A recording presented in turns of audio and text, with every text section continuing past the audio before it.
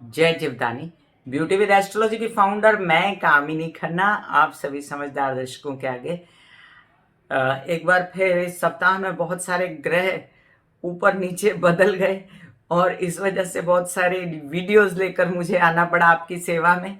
और of course आपको videos में इंटरेस्ट है, आपको अच्छा लगता है, इसीलिए कर रही हूँ। और आप मुझे बताएं कि आपको कैसे लग रहे हैं, मेरी जानकारियाँ कैसी लगती हैं आपको।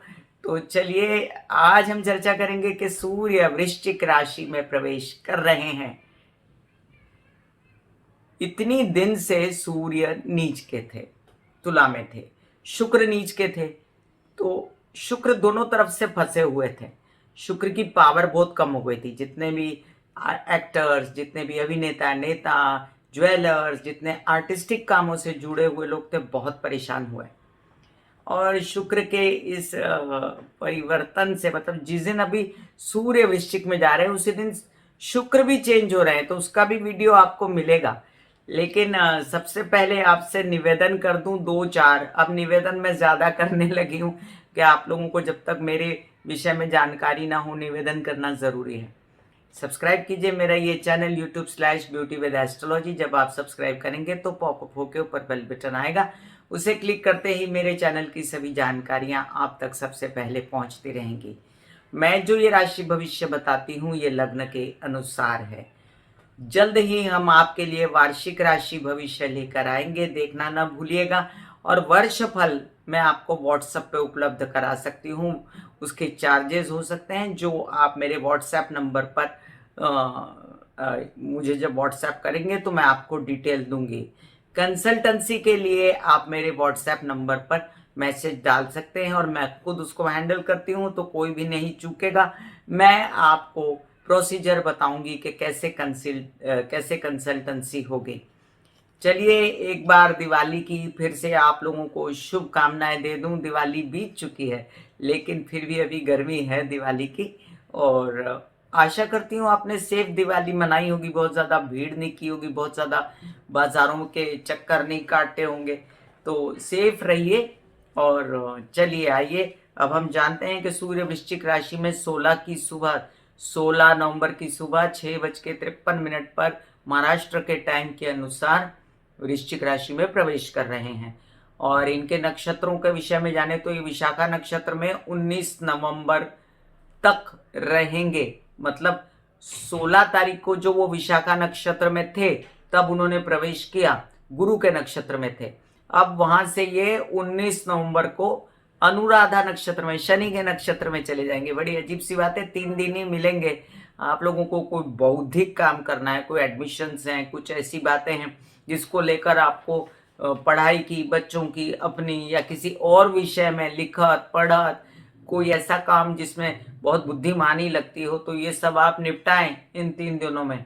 उसके बाद ये अनुराधा नक्षत्र में जाएंगे तो सात्विक दिमाग होगा, फिर आपको तपस्या करने का मन करेगा। कई लोग परेशान भी हो सकते हैं, कोई हड्डियों से रिलेटेड, दांत और आंख और स्कल या स्पाइन, या आपको मैं कह सकती हूँ आत्मा के पिता से रिलेटेड आंखें, राइट आंख खासकर, ये सब प्रॉब्लम में आती है। जब शनि के साथ किसी प्रकार का सहयोग बनाते हैं तो शनि अनुराधा नक्षत्र का स्वामी है। फिर ये 2 दिसंबर तक अनुराधा नक्षत्र में रहेंगे। तो कोई मेजर डिसीजन कोर्ट कचहरी पेपर वगैरह से लेने की कोशिश मत कीजिएगा। और थोड़ा सा स्थगित कर सकते हैं तो करिए, और अगर करना ही पड़े तो हिम्मत रखिएगा। और जिनको सूर्य को जल देना सुहाता है वो देते रहिएगा। मैं बताऊंगी भी कि किसको किसको सुहाता है और किसको किसको गायत्री मंत्र सुहाते हैं। 2 दिसंबर को ये बुध के नक्षत्र में चले जाएंगे, ज्येष्ठा में, जहां पर ये 15 दिसंबर तक रहेंगे और फाइनली फिर ये धन राशि में, गुरु की राशि में जाएंगे। अब जब ये सूर्य वृश्चिक राशि में प्रवेश करेंगे तो वहां पर केतु पहले से ही विराजमान है। तो अब हम जानेंगे वृश्चिक राशि क्या है, सूर्य क्या है। सूर्य आत्मा का कारक, हिम्मत का कारक, स्वाभिमान का कारक, नौकरी का कारक, नेतागिरी का कारक, पिता का कारक, आत्मसम्मान का कारक।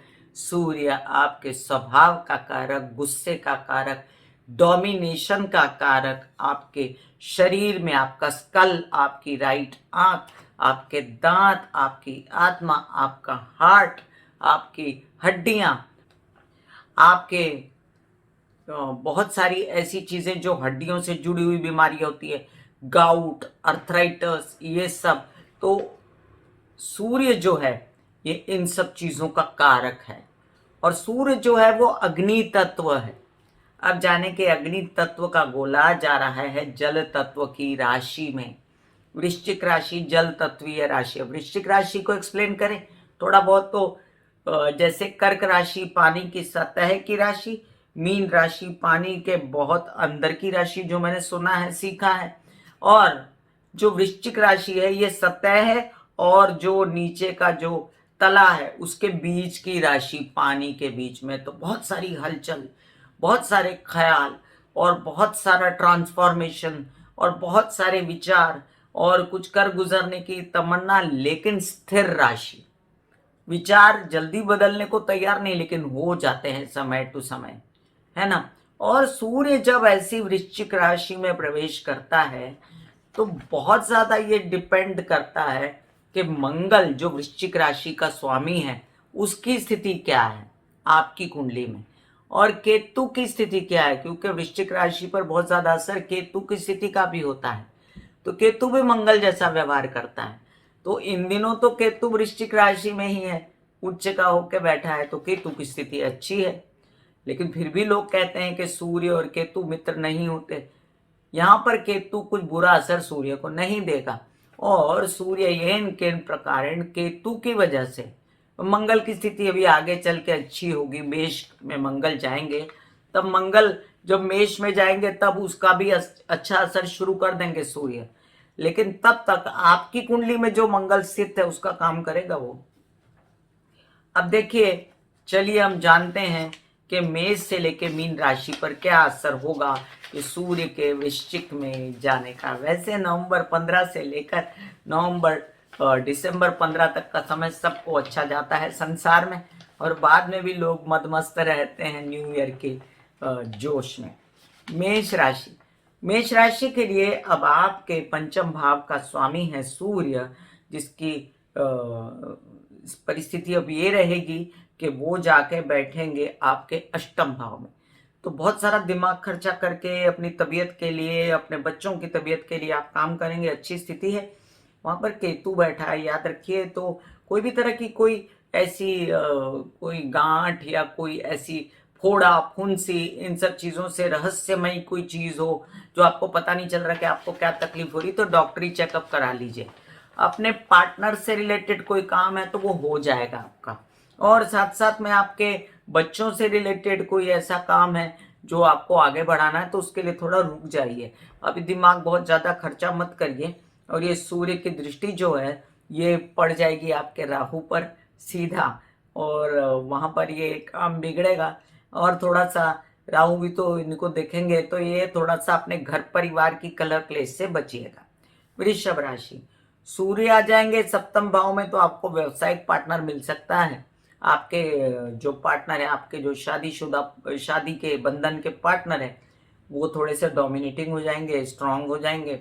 और सूर्य जो है आपके चतुर्थ भाव के स्वामी हैं, तो आपकी माता से आपको व्यवसाय में सपोर्ट हो सकता है, घरेलू सुख सुविधाएं बढ़ सकती है। केंद्र में आएंगे सूर्य, लेकिन थोड़ी सी तबीयत थोड़ी सी ढीली हो सकती है, आपके पर्सनालिटी में थोड़ा सा फर्क आ सकता है। और इसके लिए आप कर सकते हैं महालक्ष्मी की पूजा, ओम महालक्ष्मी नमः, शुक्रवार के दिन आप कर सकते हैं, या राधा कृष्ण की पूजा कर सकते हैं। अब अपनी थोड़ी सी कहते हैं ना हिम्मत को, हौसले को बढ़ाने के लिए आप कहते हैं ना दुर्गा सप्तशती के पाठ भी कर सकते हैं। सूर्य जहां का दाता है वो घरेलू सुख सुविधा बढ़ाएगा, और आपके हेल्पर्स वगैरह आपका साथ देंगे। मिथुन राशि, आपके पराक्रम का स्वामी सूर्य जाकर बैठेगा षष्ठ में, तो विदेश रिलेटेड काम होंगे, आपके बैंकिंग रिलेटेड काम होंगे, पेपर वगैरह संभालेंगे, कोई किसी को वकील वगैरह से कोई काम होगा तो वो होगा। खाली आपको अपनी जो हड्डी बड्डी की दर्द है उसका इलाज मिल रहा है तो करा लीजिए, बिकॉज वो भी मिल सकता है आपको। आपको आंखों का इलाज मिल रहा है, आप अपने आंखों के विषय में सोचेंगे, अपने दांत के विषय में, जो अच्छी बात है। तो आपको ननिहाल पक्ष से फायदा होगा। बस इतना याद रखिएगा कि कोई आपके साथ कपट ना करे। हालांकि आपको सब समझ में आएगा, आपकी आत्मा उजागर होगी पहले से ज्यादा। बच्चों के साथ रिलेशन आपके अब अच्छे होंगे, पहले से ज्यादा आप बेहतर सोच पाएंगे। लेकिन थोड़ा सा दिमाग जो है वो खर्चों में लग जाएगा, और खर्चों में मतलब थोड़ा सा आपको लोन्स वगैरह लेना वगैरह है तो वो आप ले सकते हैं, कोई बुरी बात नहीं। विदेश रिलेटेड कामों को थोड़ा टालिए। कर्क राशि, द्वितीय भाव के स्वामी हैं सूर्य, और जाकर बैठेंगे पंचम भाव में। अचानक उजाला दिमाग में, एकदम रोशनी, और आप अपने परिवार के विषय में, पैसों के विषय में, बोलने चालने के काम के विषय में बेहतर सोच पाएंगे, डिसीजंस लेंगे। और आप ऐसा भी कर सकते हैं कि आप अध्ययन बढ़ाएं, पढ़ाई बढ़ाएं। अगर आप बच्चे हैं, पढ़ रहे हैं, तो आपकी पढ़ाई अच्छी होगी।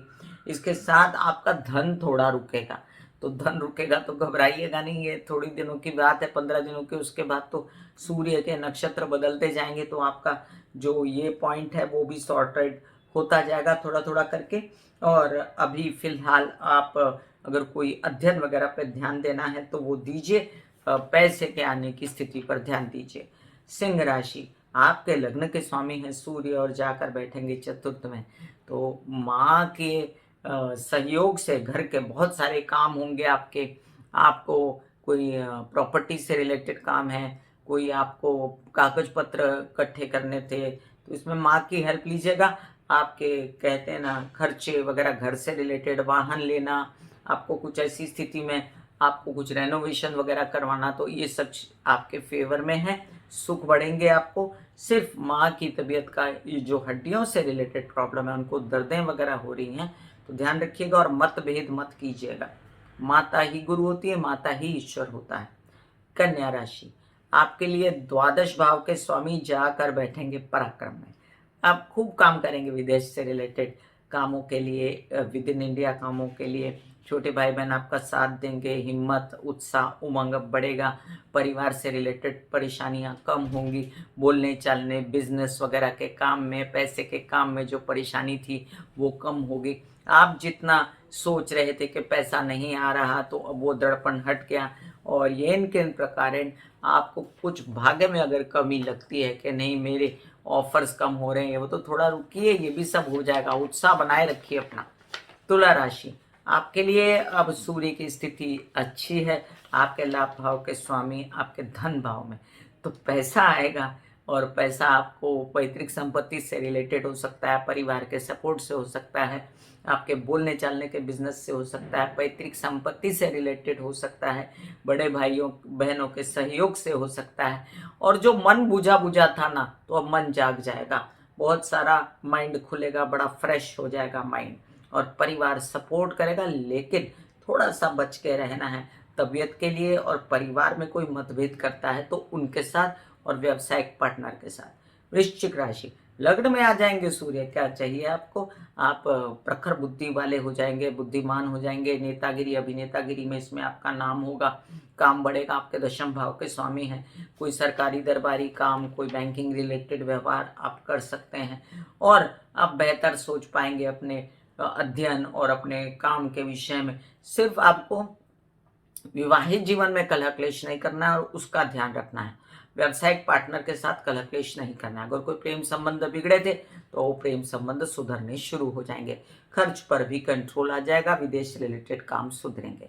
धनु राशि, आपके लिए अब आपके द्वादश भाव में आएंगे सूर्य, तो अध्यात्म से जुड़ेंगे। तपस्या और बहुत ज्यादा विदुषीपना औरतों के लिए, ऐसे लोग जो बहुत ज्यादा अध्ययन करना चाहते हैं, इसमें मेडिटेशन वगैरह में, ध्यान में तो कर सकते हैं, उनको केतु भी बल देगा। और साथ में जब मंगल की स्थिति अच्छी होगी तो बुद्धि प्रखर होगी, अध्ययन अच्छा होगा, पढ़ाई अच्छी होगी, और ये स्थितियां आपको बेहतर स्थिति में पहुंचाएंगी काम के लिए भी। तो विदेश रिलेटेड काम, इंडिया के विदिन काम भी आप कर सकते हैं। बड़े भाई बहनों का आपको पूरा सहारा रहेगा। मकर राशि, मकर राशि के लिए आपके अष्टम भाव के स्वामी लाभ भाव में जाएंगे। अब आप कहेंगे इससे क्या फायदा होगा? व्यवसाय से आपको लाभ होगा, लेकिन आपको इन्वेस्टमेंट नहीं करनी है। इन्वेस्टमेंट करेंगे तो नुकसान होगा। आपको पैतृक संपत्ति से रिलेटेड लाभ, व्यावसायिक पार्टनर से लाभ, आपको विवाहित जीवन के सपोर्टर से लाभ, आपको अपने पैतृक संपत्ति से रिलेटेड जो पैसे आएंगे उसको इन्वेस्ट नहीं करना। कोर्ट केसेस वगैरह में अगर कोई किचकिच है तो आप करते रहिए माँ दुर्गा की आराधना, या आप कर सकते हैं महालक्ष्मी की आराधना। कुंभ राशि, आपके सप्तम भाव का स्वामी दशम में जाएगा, तो कोई एक ऐसा व्यक्ति आपको सपोर्ट करेगा या विवाहित जीवन से सपोर्ट होगा जिससे आपका काम बढ़ जाएगा। और आप अगर कोई नेतागिरी अभिनेतागिरी का काम करेंगे, नौकरी चाहते हैं, कोई काम चाहते हैं, तो वो भी मिलेगा आपको। आपके पिता आपको सपोर्ट करेंगे काम में। आपको जो भाग्य से रिलेटेड परेशानी थी, काम नहीं बढ़ रहा, ये नहीं हो रहा, वो नहीं हो रहा, वो खत्म होगी। और आप अब बनाइए अपने काम, आगे बढ़िए, अपने पेपर वेपर संभालिए। कोई सरकारी दरबारी काम करना चाहते हैं तो वो भी हो जाएगा। मीन राशि, आपके अब षष्ठ भाव के स्वामी जाकर बैठेंगे भाग्य भाव में। इससे आपको बैंकिंग रिलेटेड व्यवहार, अपने ननिहाल पक्ष से फायदा, इन सब चीज़ों के साथ आपको कुछ ऐसी बातें जिसमें आप धार्मिक कार्य करते हैं, आपको यात्रा पे जाना है, तो ये सब आपके सफल होने वाले हैं। और आपको अलग अलग प्रकार से भाग्यकारी स्थितियां आपकी खड़ी होंगी। विदेश रिलेटेड काम भी बन सकते हैं। आपको थोड़ा सा सहयोग देना है अपने ननिहाल पक्ष को, आपको थोड़ा सा सहयोग देना है अपने आप को। अब अपने आप को उजागर करने के लिए आप कर सकते हैं शिव जी की आराधना।